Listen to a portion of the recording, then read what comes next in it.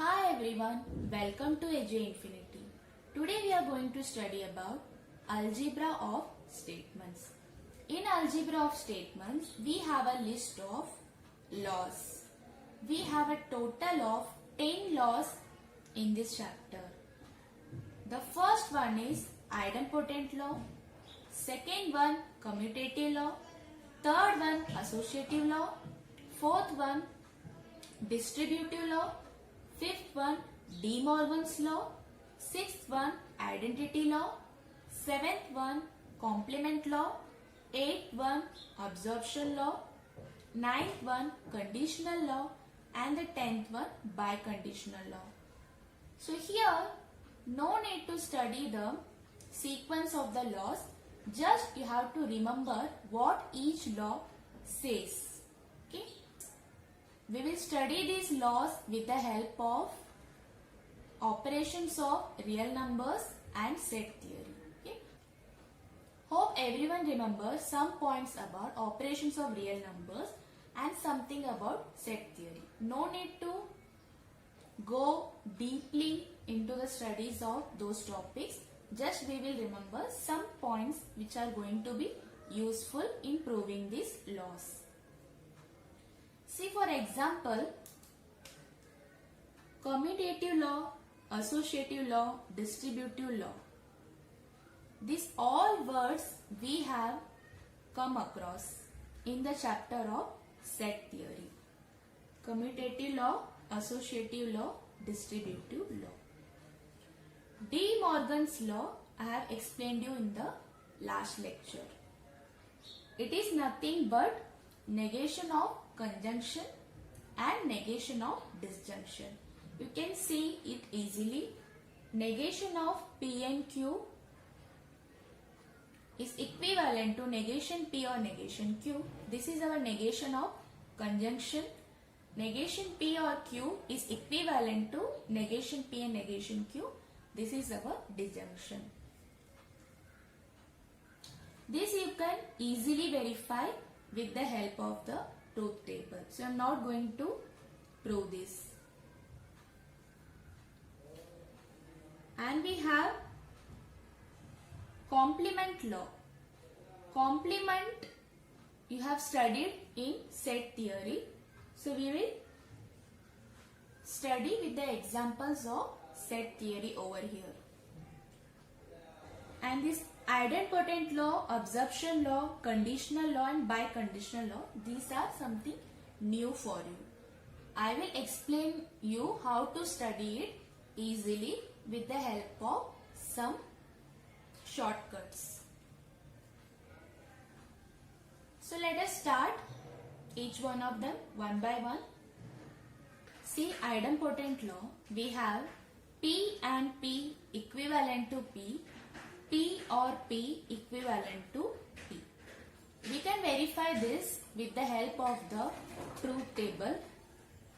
Here we are having only one statement, but it is repeated 2 times.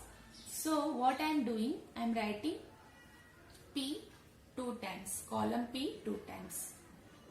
In the first column, true, false. Since it is a single statement, we have only 2 possibilities. True, false, again true, false. Now you have to take P and P, that is P conjunction P. True and true is true, false and false is false. Similarly, P or P, that is P disjunction P. We have true or true, true, false or true, false. Hence we have verified the idempotent law. But while doing problems, you cannot sit and verify these laws again and again. And you have to suddenly bring the law into your mind. For that, what you do? Idempotent law. Here we have a P. Can you see? Here we have a P. So whenever idempotent law you have to use or it has been asked, what do? Take P. conjunction P and P disjunction P, and the answer is also P. Okay, this is just a small trick. It cannot be said exactly as a trick, but a small idea to remember the idempotent law. Now see commutative law. Commutative law is very simple. Here we have P or Q equivalent to Q or P, and P and Q equivalent to Q and P. This you can solve with the help of operations of real numbers and some properties of set theory. In set theory,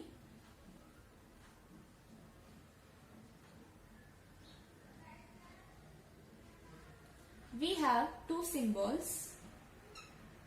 One is U, other one is upside down U. This U is called union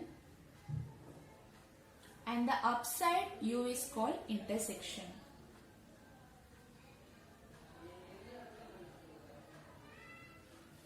Based on union and intersection, we have lot of properties, but here I am going to make use of only two properties.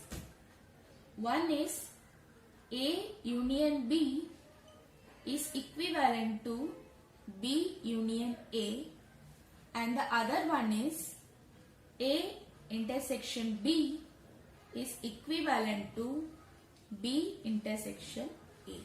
What are the two properties? A union B equivalent to B union A intersection B equivalent to B intersection A. We can solve this with the help of a simple problem.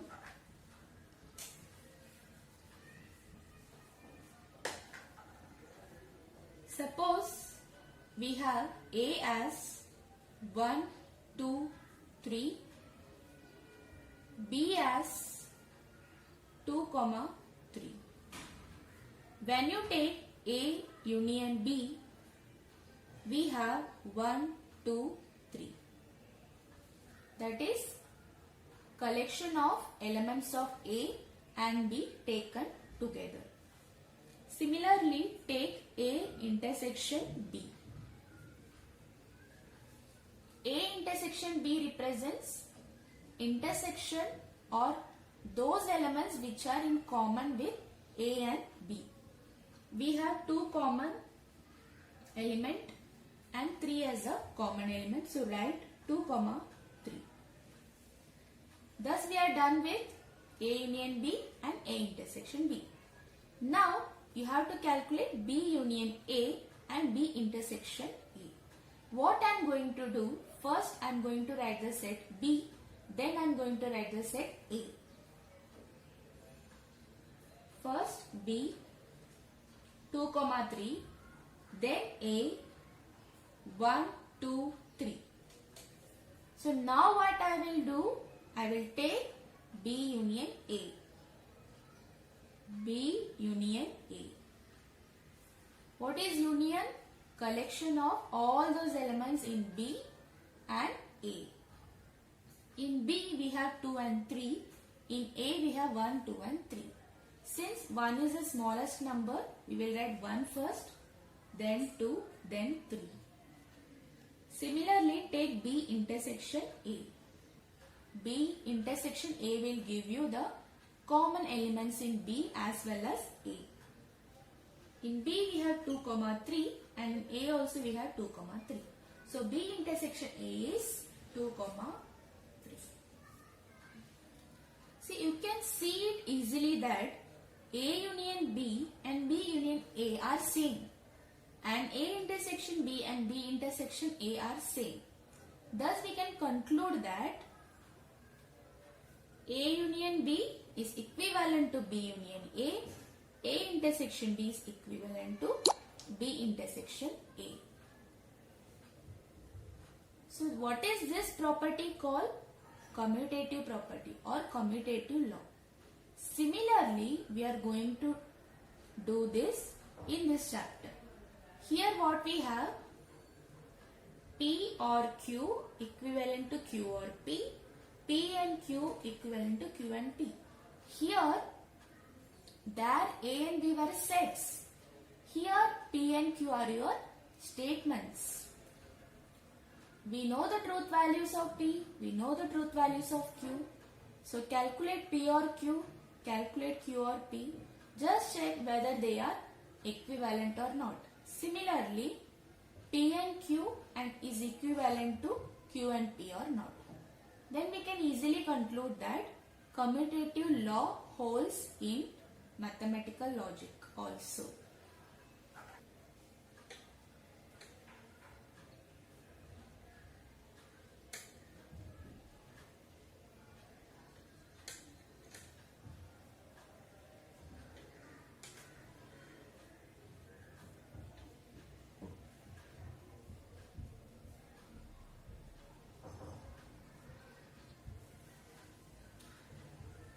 So here I have written the truth table for you for the commutative law.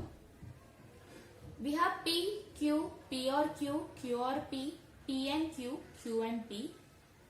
I have written the truth values of each one of them. You can easily verify that P or Q is equivalent to Q or P.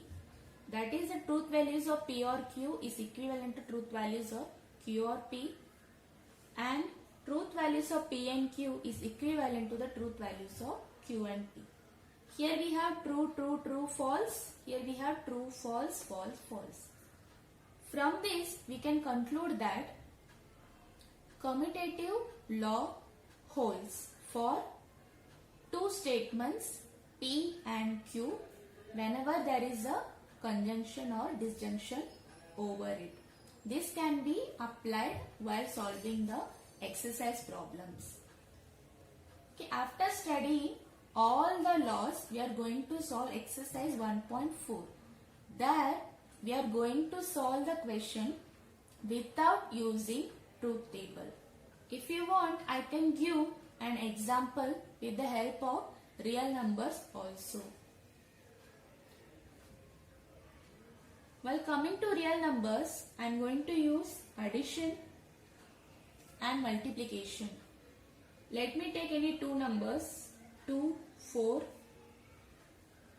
If I do 2 plus 4, I get 6. And if I do 4 plus 2, then also I am getting 6. That means commutative law holds in real numbers. 2 plus 4 is also 6. 4 plus 2 is also 6. Similarly for multiplication, 2 4s are 8 and 4 2s are 8. Multiplication also holds in real numbers. So, real number has a commutative property. That is, if you take first number plus second number or second number plus first number, you get the same answer. Similarly, if you multiply first number with the second number or second number with the first number, again you will get the same answer. So, commutative law holds. Hope you understood idempotent law and commutative law. Now we have the most important law, associative law. What associative law says? P and Q and R is equivalent to P and Q and R, which is equivalent to P and Q and R. P or Q or R is equivalent to P or Q or R, which is equivalent to P or Q or R. The law says that if you take Q conjunction with or, then take conjunction with P, or P conjunction with Q, then take AND with R, the answer will be P and Q and R. Similarly, if you take Q or R, then OR with P, and P or Q, then OR with OR, then also you will get P or Q or R as the answer. It means the order is not important when it comes to associative law. You can take the first with second, then the third, or the second with third, then with the first one. You can verify associative law with the help of the truth table. Quickly go through. We have P, Q, R, Q and R, P and Q and R, P and Q, P and Q and R. As usual, I am going to number them as 1, 2, 3, 4, 5, 6 and 7. And we are going to compare column number 5 with column number 7.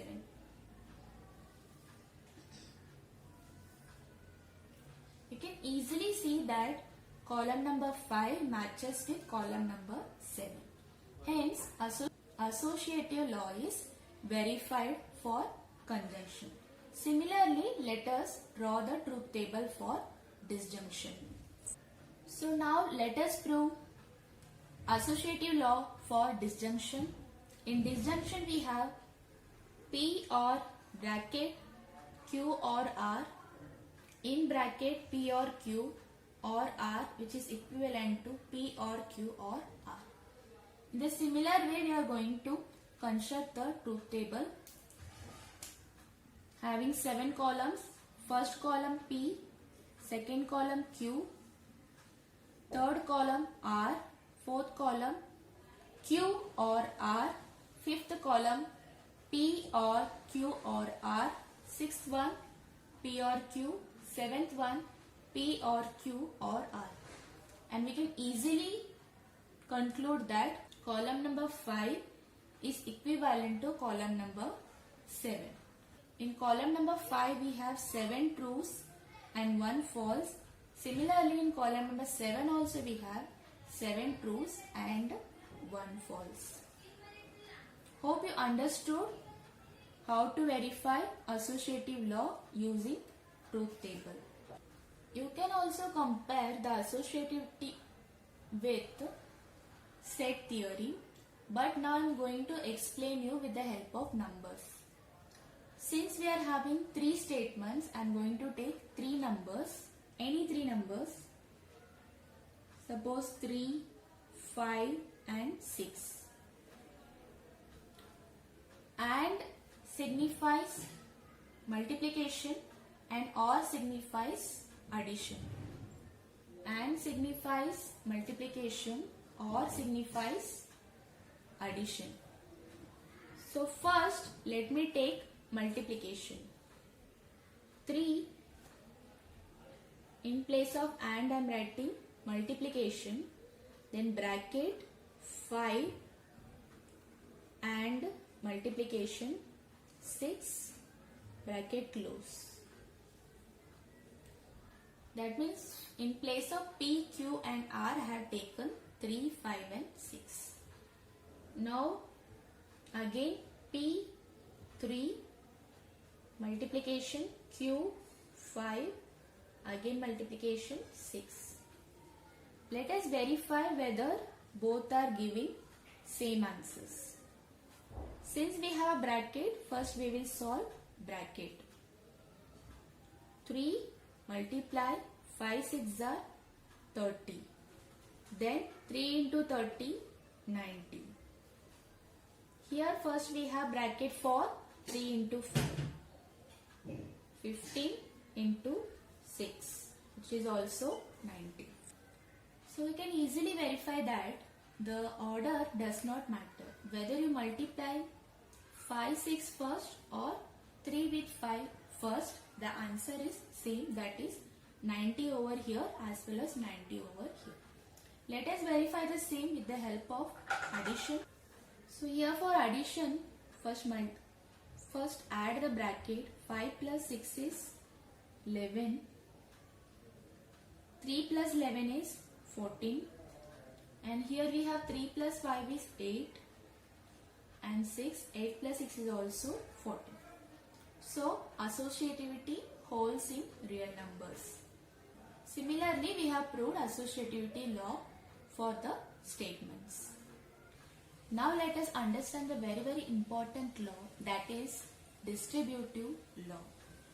First, we are going to verify the distributive law using truth table. Then I will explain you how to solve distributive law.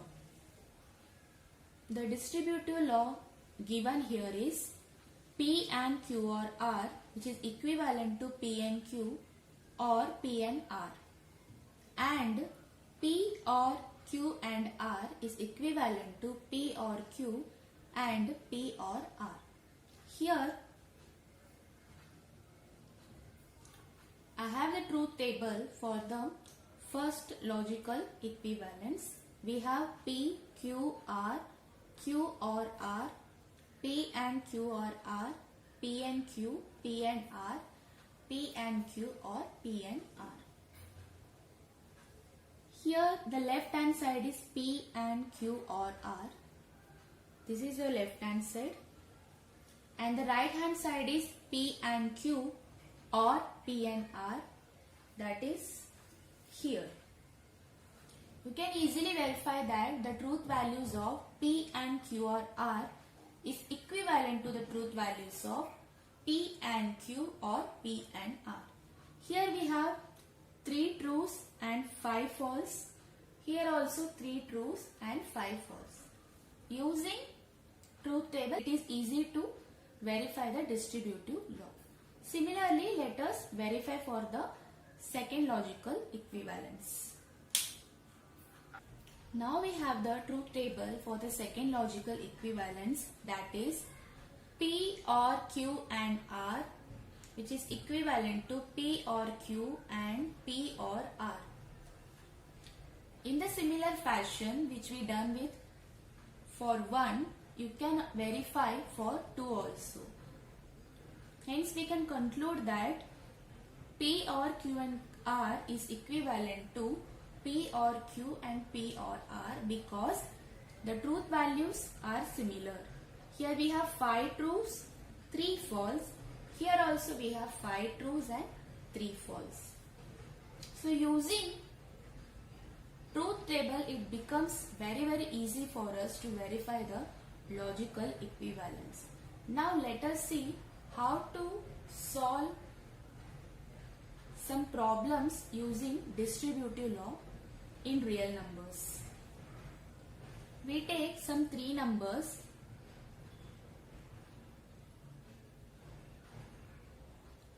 Let it be 4, 5 and 7. Let me explain you how to use distributive law over these real numbers. First we have, already I said, for AND take multiplication and for OR take addition. Already I said for AND take multiplication and for OR take addition.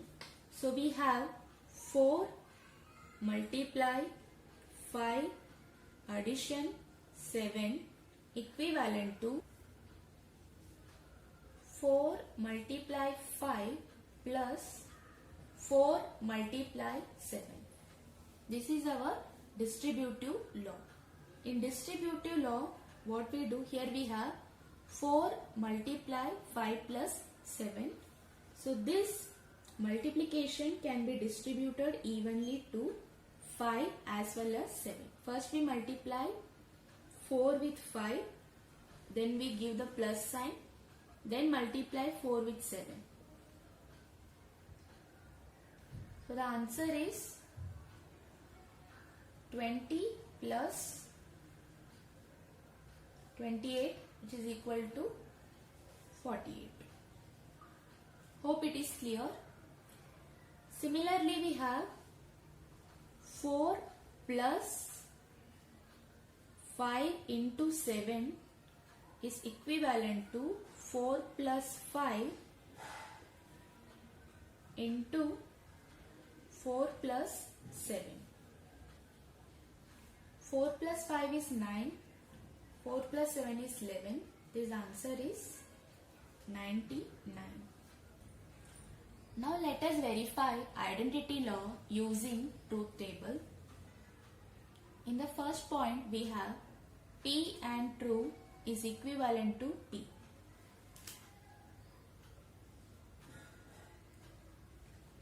So for P I have taken true, false, and for true, true, true. True and true is true, false and true is false. Hence we have got again P.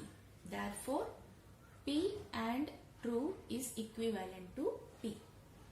Now come to the second one. P and false equivalent to false.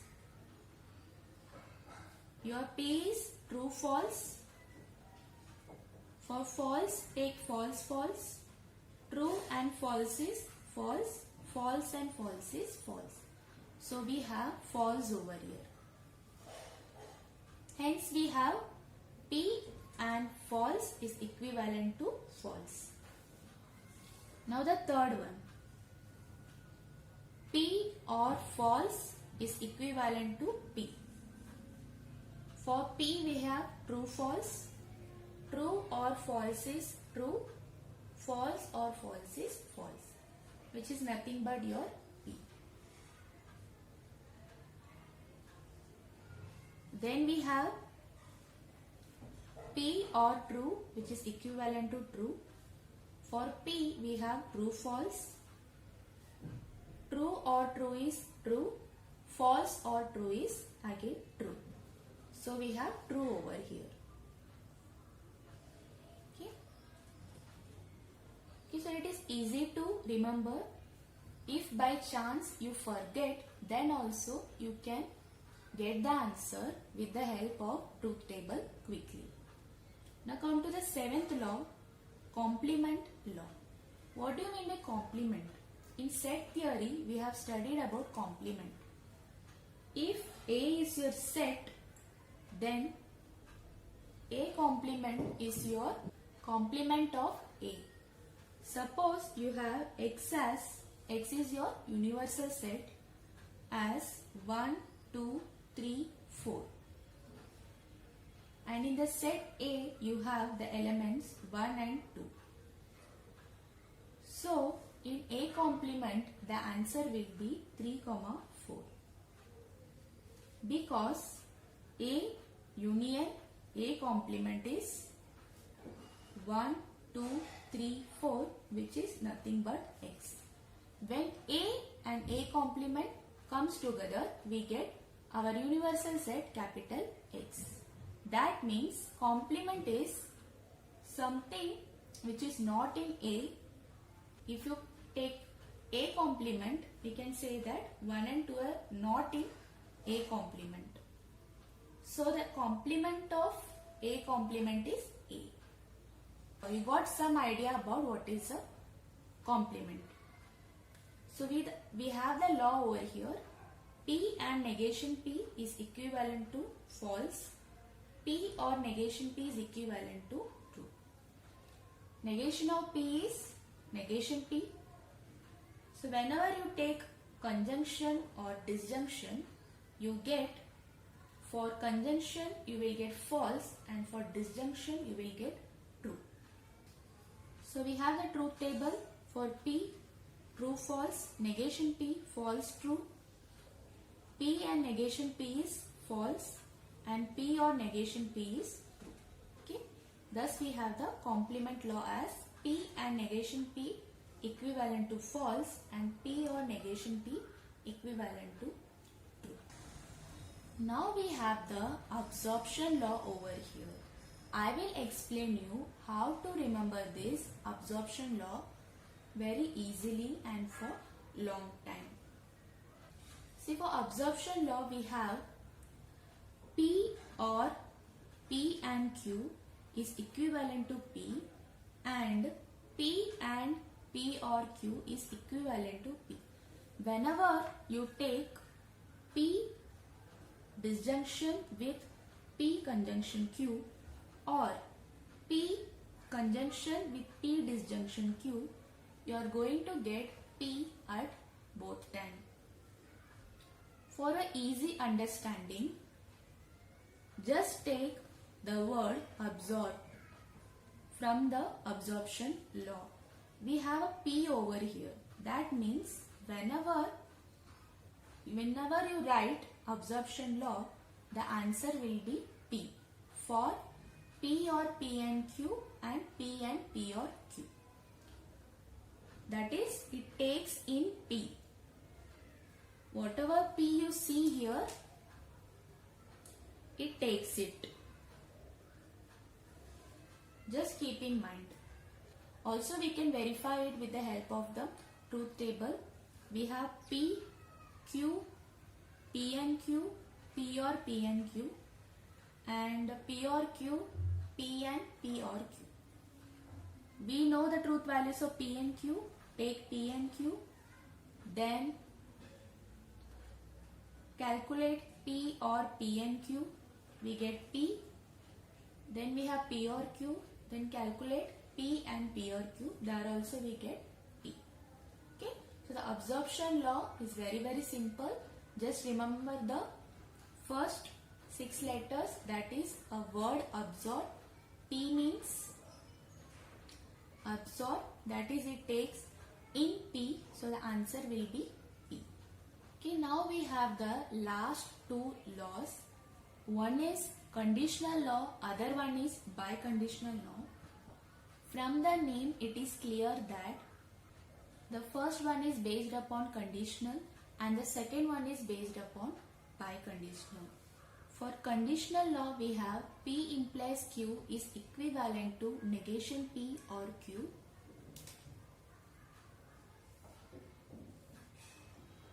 You have to remember this equivalence for solving exercise questions. You can easily verify it with the help of the truth table. And for biconditional, we have P if and only if Q is equivalent to P implies Q and Q implies P, which is equivalent to negation P or Q and negation Q or P. This one is new to you, but it is very easy to remember. First you take P implies Q, then conjunction, then Q implies P. So we have our biconditional law that P if and only if Q is equivalent to these 2 statement patterns. You have to remember these 2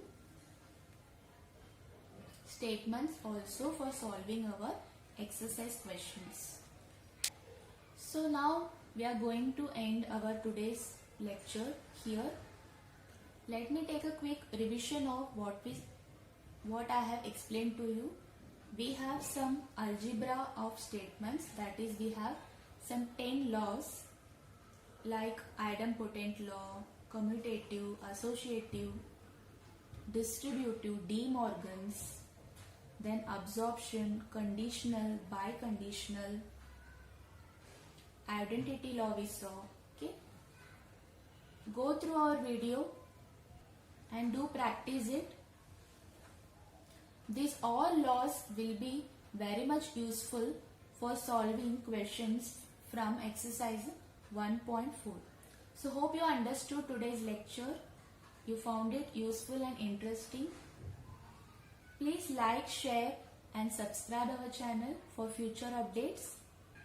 For any queries, comment below. Thank you. We'll meet you in the next lecture.